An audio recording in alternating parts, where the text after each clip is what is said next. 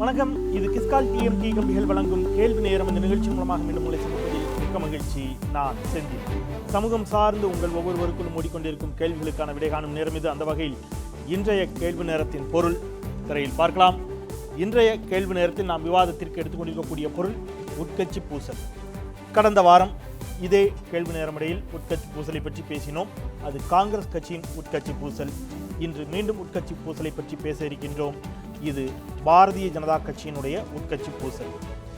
இலைமறை காயாக இருந்த அத்வானி தலைமையிலான மூத்த முன்னாள் அமைச்சர்கள், மூத்த தலைவர்கள், பாரதிய ஜனதா கட்சியினுடைய மூத்த தலைவர்களுக்கும் மோடிக்கும் இடையிலான மோதல் என்பது, இலைமறை காயாக இருந்த மோதல் என்பது இன்றைக்கு வெட்ட வெளிச்சமாகி இருக்கிறது என்று விமர்சனங்கள் முன்வைக்கப்பட்டு கொண்டிருக்கின்றன. காரணம், பாரதிய ஜனதா கட்சி நடைபெற்று முடிந்த பீகார் தேர்தலில் அந்த கட்சிக்கு ஏற்பட்ட பின்னடைவு. அவர்கள் ஆட்சியை பிடிக்க முயற்சி செய்து அது இயலாமல் போன நிலையில் இந்த தோல்விக்கு காரணம் கடந்த ஓராண்டில் கட்சி பலவீனப்பட்டு போயிருக்கிறது.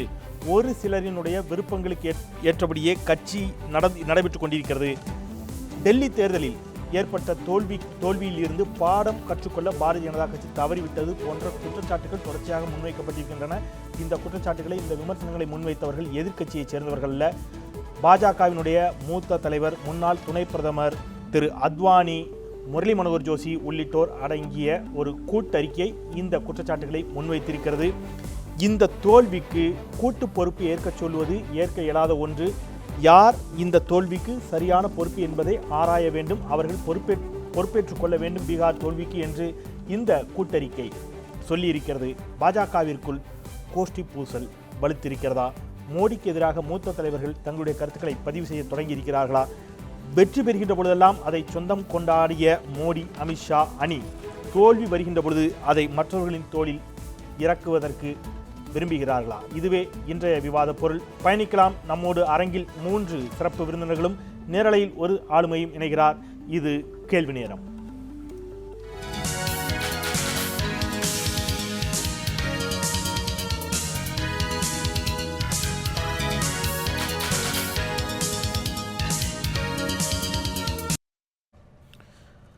அரங்கில் நம்மோடு இணைகிறார் ஆம் ஆத்மி கட்சியின் சார்பில் அதனுடைய மாநில ஒருங்கிணைப்பாளர் திரு வசீகரன். வணக்கம், வரவேற்கிறேன். வழக்கறிஞர் சுதா, காங்கிரஸ் கட்சியின் செய்தி தொடர்பாளர் நம்முடைய இணைகிறார். வணக்கம், வரவேற்கிறேன். மூத்த ஊடகவியலாளர் திரு முராரி அவர்கள் நம்முடைய இணைகிறார். வணக்கம், வரவேற்கிறேன். இவர்கள் மட்டுமின்றி தமிழக பாரதிய ஜனதா கட்சியினுடைய மூத்த தலைவரும் மாநில பொருளாளருமான திரு எஸ்ஆர் சேகர் அவர்கள் கோவையிலிருந்து நம்மோடு இணைகிறார். திரு சேகர், உங்களுக்கும் என்னுடைய வணக்கம். மிகுந்த அன்போடு உங்களையும் நிகழ்ச்சிக்கு வரவேற்கின்றேன். நான் உங்களிடமிருந்தே தொடங்கலாம் நினைக்கிறேன். திரு சேகர், பொதுவாக நேரலையில் இணையக்கூடிய சிறப்பு விருந்தினர்கள் ஒரு வருத்தத்தை பதிவு செய்வாங்க. எங்ககிட்ட கடைசி தான் வர்றீங்க, எங்ககிட்ட இருந்து தொடங்குறது இல்லை. இந்த மாதிரி இன்றைய விவாதத்தை உங்களிடமிருந்தே தொடங்க வேண்டிய சூழல் இருக்கிறது. ஏன் கட்சி இந்த ஓராண்டில் பலவீனப்பட்டு போனது? இல்லை, நான் முதலே வந்துடுறேன். பாஜக ஏன் பலவீனப்பட்டு போய் இருக்கிறது? ஏன் பாடம் கற்றுக்கொள்ள மறுத்துவிட்டது? டெல்லி தேர்தல் தோல்வியில் இருந்தும் கூட ஏன் பாடம் கற்றுக்கொள்ள மறுத்திருக்கிறது? இது போன்ற கேள்விகள் முன்வைக்கப்பட்டிருக்கின்றன. உங்களுடைய பதில்?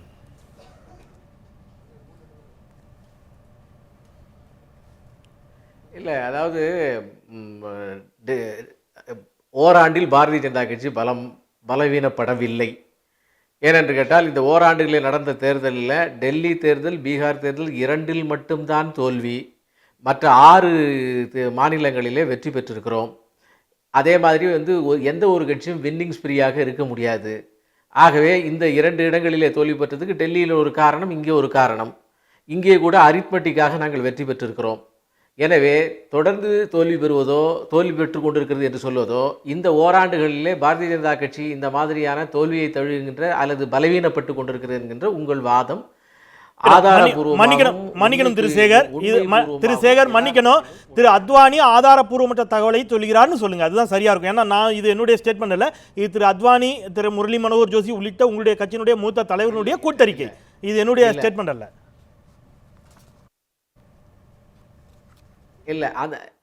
இல்லை, அவர் சொன்னது டெல்லி தேர்தலுக்கு பிறகு இந்த தோல்விகளை ஆராய்ந்து நம்முடைய ஸ்ட்ராட்டஜியை மாற்றிக்கொண்டிருக்க வேண்டும். அல்லது ஆராய்ந்திருக்க வேண்டும் என்று தானே அவர்கள் சொல்லியிருக்கிறார் தவிர ஓராண்டாக தொடர்ந்து தோல்வி பெற்று கொண்டு வருகிறது என்று சொல்லவில்லை. அப்படி சொல்லவே இல்லை. படித்தவரை நானும் சொல்லல. பட் நான் ரெஸ்பான்ஸ் எடுத்துக்க தயாரா இருக்கிறேன். இங்க இருக்கக்கூடிய மற்ற ஓராண்டில் கட்சி பலவீனப்பட்டிருக்கிறது என்று அவர் சொல்லியிருக்கிறார். அவர் சொன்ன வார்த்தை எதையும் நான் மிகைப்படுத்தாமலே சொல்றேன். தோல்விக்கு அனைவரும் பொறுப்பு என்று கூறுவது யார் மீதும் தோல்விக்கான பொறுப்பு விழுந்துவிடக் கூடாது என்பதற்கான வாதமே அது. யார் இதற்கான பொறுப்போ அவர்கள் அந்த பொறுப்பை எடுத்துக்கொள்ள வேண்டும். தேர்தலை முன்னின்று நடத்தியவர்களே தோல்விக்கு காரணமானவர்களே அதை குறித்து ஆய்வு செய்வது என்பது ஏற்புடையது அல்ல என்றெல்லாம் சொல்லியிருக்கிறார். இவை அனைத்தும் திரு அத்வானி, முரளி மனோகர் ஜோஷி உள்ளிட்டவர்களுடைய கூட்டறிக்கையில் இருக்கக்கூடிய அம்சங்கள்.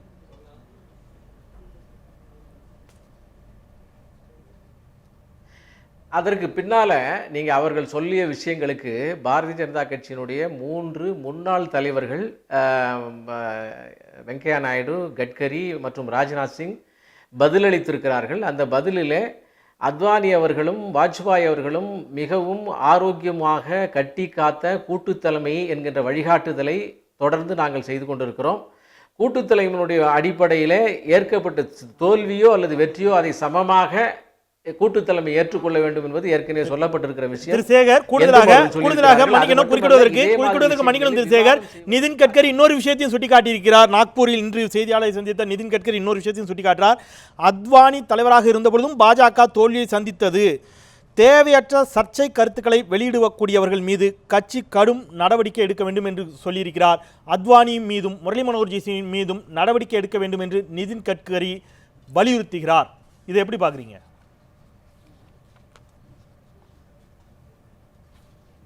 இல்லை, அது சேர்த்து படித்தா அப்படி தான் தோணும். ரெண்டும் வேறு வேறு செய்திகள். இந்த மாதிரியாக அத்வானி அவர்கள் சொன்ன கருத்தை வைத்துக்கொண்டு கட்சியிலே சர்ச்சைகளை ஏற்படுத்துவர்கள் மீது நடவடிக்கை எடுக்கப்படும் என்றுதான் அதை நாங்கள் பார்க்கிறோம். அது மட்டுமல்ல, இந்த இந்த இந்த விஷயமானது அத்வானி அவர்கள் இந்த கட்சியினுடைய ஏற்கனவே அந்த மார்க்கம். நான் மீண்டும் வருகிறேனே, மறுபடியும் வர்றேன் உங்ககிட்ட. திரு சார், நான் மீண்டும் வரேன் அடுத்த சுற்று உங்ககிட்ட வரேன். திரு வசீகரன், டெல்லி தேர்தலில் கிடைத்த தோல்வியிலிருந்து பாடம் கற்றுக்கொள்ளவில்லை என்று சொல்லியிருக்கக்கூடியது உட்கட்சி பூசல் என்பது பாஜக நீண்ட பாரம்பரியம் உள்ள ஒரு கட்சி, காங்கிரஸ் அதைவிட நீண்ட பாரம்பரியம் உள்ள கட்சி. ஆம் ஆத்மியோடு ஒப்பிடுகின்ற பொழுது நீங்கள் இப்பொழுதுதான் கட்சியை தொடங்கியிருக்கிறீர்கள். இப்பொழுது தொடங்கி ஆம் ஆத்மியிலேயே ஏகப்பட்ட உட்கட்சி பூசல்கள், ஏகப்பட்ட பிரிவுகள். நீங்கள் தமிழ்நாட்டிலேயே ஏகப்பட்ட பேர் அலுவலகங்கள் திறந்ததெல்லாம் நம்ம பார்த்தோம். டெல்லியில் பலர் முரண்பட்டு அரவிந்த் கெஜ்ரிவாலை பிரிந்து வெளியில் சென்ற காட்சியெல்லாம் பார்க்கின்ற பொழுது இது போன்ற உட்கட்சி பூசல் என்பது ஒரு இயக்கத்தில் தவிர்க்க முடியாது என்று எடுத்துக்கொள்ளலாமா, அல்லது பாஜகவில் ஏற்பட்டிருக்கக்கூடிய உட்கட்சி பூசலை ஆம் ஆத்மி எப்படி பார்க்கிறது? பாஜகவினுடைய உட்கட்சி பூசல் என்பது ஒன்றும் புதிதானது அல்ல. ஏனென்று கேட்டால் இவர் ஏனியையே தட்டி விட்டுட்டு வந்தவர். கெஜ்ரிவால் மாதிரி யாரு? மோடி அவர்கள். இல்ல கெஜ்ரிவால் மாதிரியான்னு கேட்டேன். கெஜ்ரிவால் யாரையும் தட்டி விடல. இல்ல ஒருத்தர் உண்ணாவிரதம் இருந்தார். அது இருந்தாலும் இந்த தட்டி விடல. அரசியல் ரீதியாக வர வேண்டும் என்பதற்காக வந்திருக்கிறோமே தவிர தட்டி விடுவது என்பது தவறான செய்தி. என்ன, அதாவது 4 முறை முதலமைச்சராக இருந்தவர் அத்வானி, மத்திய அரசுக்கு வந்தவர். வாஜ்பாய் காலத்தில் வாஜ்பாய் கோத்ரா சம்பவத்தை காரணமாக இவரை பதவி நீக்க செய்ய வேண்டும் என்று வாஜ்பாய் கேட்டுக்கொண்ட சூழலிலும் அவரை காத்தவர் அத்வானி. இதுபோல் பல காரணங்கள், பல சூழ்நிலைகள் இருக்குது. இது தட்டி விட்டு பழக்கங்கிறது இப்போ ஒன்றும் புதுசு இல்லை. இப்போ மக்கள் இவரை நம்பி வாக்களித்தார்கள். இந்திய மக்கள் நம்பி வாக்களித்தவர்களுக்கு தட்டி விட்டிருக்கிறார் என்பதுதான் செய்தி. உதாரணத்துக்கு நிதிஷ்குமார் அவர்களும் மோடி அவர்களும் வளர்ச்சி என்ற செய்தியைத்தான் வைத்தார்கள். ஆனால் இரண்டையும் விட்டுவிட்டு அதைவிட முக்கியமானது மத நல்லிணக்கம், சமூக நல்லிணக்கம் என்பதை மக்கள் அங்கே நிரூபித்திருக்கிறார்கள். இதை புரிந்து கொள்ளாதவர்கள் இந்த பிரச்சனைகளில் ஆளாகி கொண்டிருக்கிறார்கள். இந்த இழப்பு என்பது அவர்கள் இது சாதாரண இழப்பு அல்ல. அவர்கள் டெல்லி மட்டுமல்ல, அவர்கள் ஹரியானாவில் வெற்றி பெற்றாங்க. ஹரியானாவில் மட்டும்தான் வெற்றி பெற்றாங்க. அவர் சொல்வது போல மகாராஷ்டிரத்தில் ஒரு பெரிய வெற்றியோ அவர்கள் இந்த உட்கட்சி பூசல் என்பது புதிதானதும் அல்ல, பழையதா அப்படிங்கிறீங்க. ஆமா. நான் மீண்டும் வரேன்.